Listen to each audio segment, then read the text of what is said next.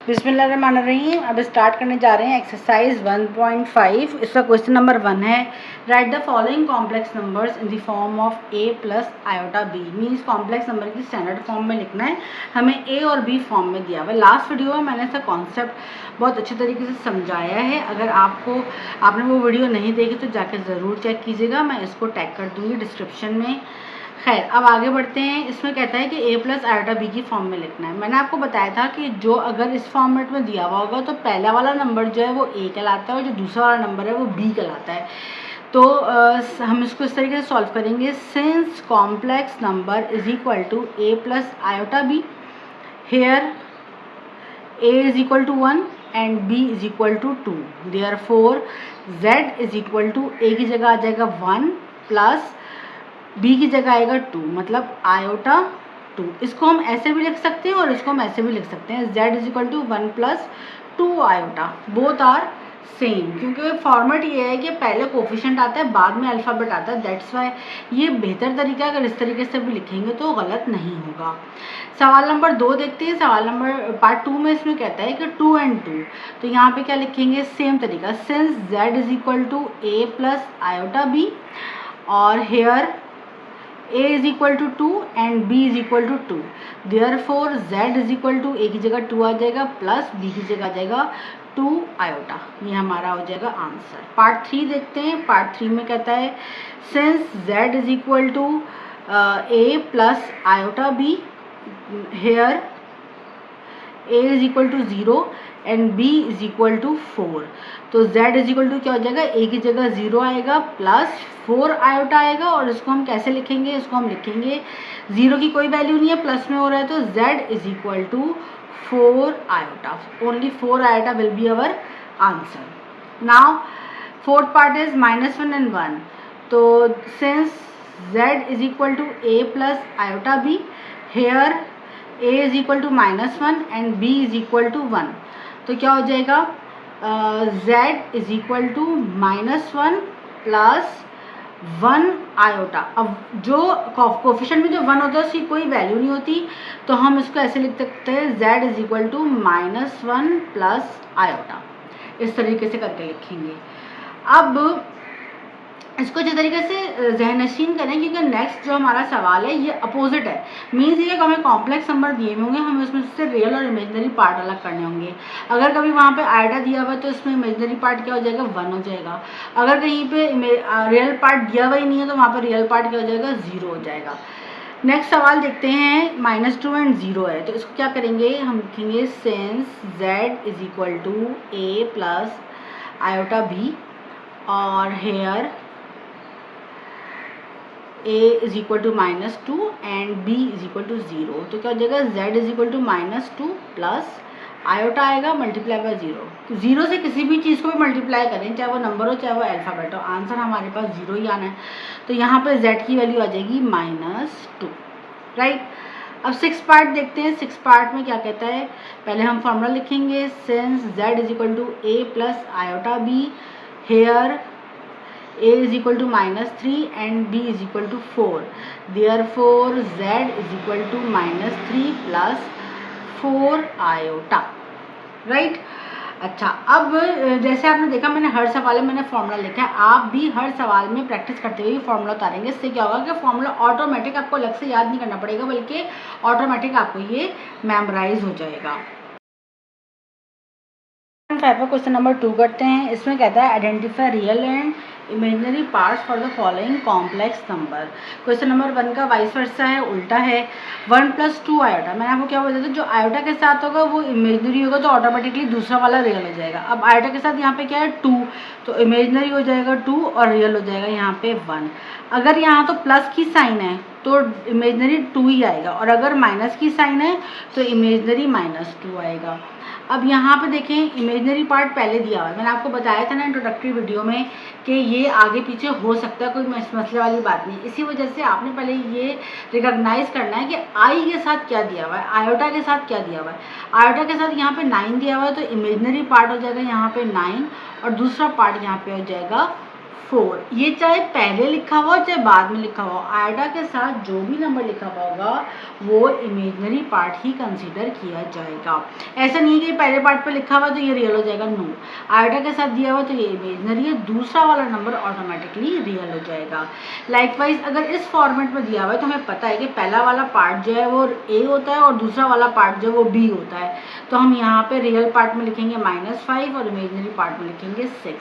बिल्कुल इसी तरीके से हमारे पास नेक्स्ट दिया हुआ है, ये जो है ना दिया हुआ है ए बी फॉर्म में, कॉम्प्लेक्स नंबर की फॉर्म में नहीं दिया हुआ, लेकिन आयोटा के साथ क्या है, अगर हम माइनस आयोटा है तो आयोटा के साथ नंबर कौन सा है, कोफिशिएंट क्या है, आयोटा के साथ कोफिशिएंट है -1 इंटू आयोटा। इसको इस तरीके से कर सकते हैं। तो इमेजनरी पार्ट तो हो गया -1 और रियल पार्ट भी हो जाएगा -1। नंबर 2 का पार्ट 5 देखते हैं। पार्ट 5 में कहता है फ्रैक्शन दी नहीं है लेकिन दिया हुआ कॉम्प्लेक्स नंबर के फॉर्म में है, तो हम क्या करेंगे, आयोटा के साथ दिया हुआ है माइनस, फिर -4/5, तो अगर हम इसको सॉल्व करेंगे तो क्या होगा, माइनस माइनस प्लस हो जाएगा। तो यहाँ पे हम जो इमेजनरी पार्ट लिखेंगे वो हम लिखेंगे ओनली 4/5। इसको समझने की ज़रूरत है। ये देखिए, अगर यहाँ पे हमारे पास प्लस होता और ये माइनस ही होता तो हम इमेजनरी यहाँ पे -4/5 करते। अगर यहाँ पे माइनस होता और इधर प्लस होता तो भी हम इमेजनरी -4/5 करते, लेकिन यहाँ भी माइनस है, यहाँ पे भी माइनस है। अगर हम इस ब्रैकेट को ओपन करेंगे, सॉल्व करेंगे तो माइनस माइनस प्लस हो जाएगा, जो कि हमारे फॉर्मूले में बिल्कुल एग्जैक्ट फिट होता है। तो ये हमारा 4/5 ही आ जाएगा इमेजनरी पार्ट। अब दूसरा वाला पार्ट जो वो रियल पार्ट होता है, तो -3/4 will be our real part of the question. Now part 6 says 2i minus iota. अब जैसे ये देखेंगे, ये हमारा पार्ट 2 की तरह से है कि आयोटा जो है वो पहले दिया हुआ है, तो आयोटा के साथ वाला नंबर इमेजनरी होता है, तो 2 जो है वो इमेजनरी हो जाएगा और रियल जो है वो -1 कहलाएगा। इस बात को समझे कि जो हमारा फॉर्मूला है ना वो है a प्लस आयोटा b। अगर इसमें कोई साइन की आगे पीछे है तो वो पूरा का पूरा नंबर साइन समेत हमारा रियल पार्ट या इमेजनरी पार्ट कहलाएगा। Now heading towards question number 3 of exercise 1.5 part. Question number 3 says find the conjugate of the following complex number. Part 1 से 3 + 2 आया था। मैंने इंट्रोडक्टरी वीडियो में बताया था कॉन्जुगेट क्या होता है। कॉन्जुगेट अगर पता करना हो तो मतलब ये कि सिर्फ इमेजनरी पार्ट का हमने साइन चेंज करना है, साइन अपोजिट करना है। अगर प्लस दिया है तो माइनस, माइनस दिया हुआ है तो प्लस सॉरी। अब इसमें क्या करना है, 3 + 2 आयोटा का देना है, तो रियल पार्ट तो एज इट इज उतर जाएगा, इमेजनरी पार्ट +2 आयोटा है तो ये जाएगा -2 iota. This is the conjugate of this number. इसको हम और इलेबरेट करके भी सॉल्व कर सकते हैं। इलेबरेट मतलब इसको हम कह दें कि let z = 3 + 2 iota, therefore z conjugate = 3 - 2 iota. इस तरीके से भी लिख सकते हैं या डायरेक्ट इस तरीके से भी इसको लिख सकते हैं। Now part 2 is 0 and -1। तो कॉन्जुगेट क्या होता है कि b पार्ट का हमें साइन चेंज करना है, तो क्या हो जाएगा, ये 0 तो एज इट इज रहेगा और -7 की जगह हो जाएगा +7। इसको हम इस तरीके से भी लिख सकते हैं, या अगर हम इसको कॉम्प्लेक्स नंबर की फॉर्म में लिखना चाहें तो वो भी लिख सकते हैं। पहले हम इसको कॉम्प्लेक्स नंबर में लेके आएंगे। कॉम्प्लेक्स नंबर हो जाएगा 0, a की जगह कुछ भी नहीं आएगा, 0 है और ये हो जाएगा -7 आयोटा। तो कॉन्जुगेट क्या हो जाएगा, कॉन्जुगेट हो जाएगा कॉन्जुगेट = 7 आयोटा। सिंपल इस तरीके से हम इसको सॉल्व कर सकते हैं। नाउ -1 एंड 0, तो क्या होगा, पहले हम इसका अगर कॉम्प्लेक्स नंबर निकालें तो कॉम्प्लेक्स नंबर क्या होगा, -1, दैट्स इट। आयोटा इसमें आएगा नहीं क्योंकि b की जगह इसमें 0 है। तो कॉन्जुगेट में क्या होता है, हमें इमेजनरी पार्ट का साइन चेंज करना होता है ना, तो इसमें कॉन्जुगेट इसका जो बनेगा वो भी -1 ही बनेगा। तो कॉन्जुगेट अगर हम इस फॉर्म में लिखना चाहें तो हम लिखेंगे -1 और 0, क्योंकि 0 का कोई साइन ही नहीं होता, दैट्स वाई ये एज इट इज इसका कॉन्जुगेट उतर जाएगा। नाउ पार्ट 4 से 1 - iota means complex number is already complex number की फॉर्म में दिया हुआ है, तो इसको जो कॉन्जुगेट बनेगा वो बनेगा 1 + आयोटा। इस तरीके से भी लिख सकते हैं या डायरेक्ट भी लिख सकते हैं 1 + आयोटा। अब वही फ्रैक्शन वाला सवाल आ गया जो हमारा क्वेश्चन नंबर 2 का पार्ट 5 था। पार्ट उसमें फ़र्क क्या है, उधर माइनस था यहाँ प्लस है। अब क्या हो जाएगा, ये सिर्फ हमें इसकी साइन चेंज करनी है ना, तो क्या होगा -3/4 प्लस की जगह हो जाएगा माइनस, और अंदर है -4/5 और फिर आयोटा। अब ये यहाँ पे ख़त्म नहीं होता, इसको सॉल्व करना पड़ेगा।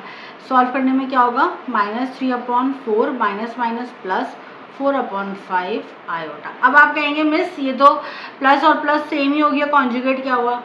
अब तो भाई ये देखिए प्लस माइनस माइनस बन रहा था, ओरिजिनल ये था माइनस, तो हमने कॉन्जुगेट बनाने में क्या किया, इसको प्लस कर दिया। ये दो तरीके से सॉल्व हो सकता है, या तो कॉन्जुगेट करने से पहले इसको सॉल्व कर लें या कॉन्जुगेट करने के बाद इसको सॉल्व करें, लेकिन ये ब्रैकेट ओपन करने पड़ेंगे। अब नेक्स्ट है 3 आयोटा प्लस 1। अब देखें इसके अंदर इमेजनरी पार्ट की वैल्यू पोजीशन चेंज है, इमेजनरी पार्ट पहले लिखा हुआ है, तो चाहे पहले लिखा हुआ हो चाहे बाद में लिखा हुआ हो, इसकी साइन जो चेंज होगी वो इमेजनरी पार्ट की ही चेंज होगी। या तो उसके दो तरीके हैं, पहले हम इसको चेंज कर लेते हैं अपने नॉर्मल फॉर्मेट में, देन हम उसका कॉन्जुगेट निकालते हैं, या हम पहले कॉन्जुगेट निकाल देते हैं बाद में इसको हम चेंज कर देंगे। इमेजनरी पार्ट की चेंज करनी है, मीन्स -3 आयोटा प्लस 1 की चेंज नहीं कर दीजिएगा, हमें इमेजनरी पार्ट की पोजीशन चाहे कहीं पे भी हो, हमें इमेजनरी की ही चेंज करनी है। अब हम इसको ऐसे भी लिख सकते हैं, और करके z bar is equal to 1 minus 3 iota, ये हमारा हो जाएगा आंसर। इस तरीके से सॉल्व होगा हमारा क्वेश्चन नंबर 3।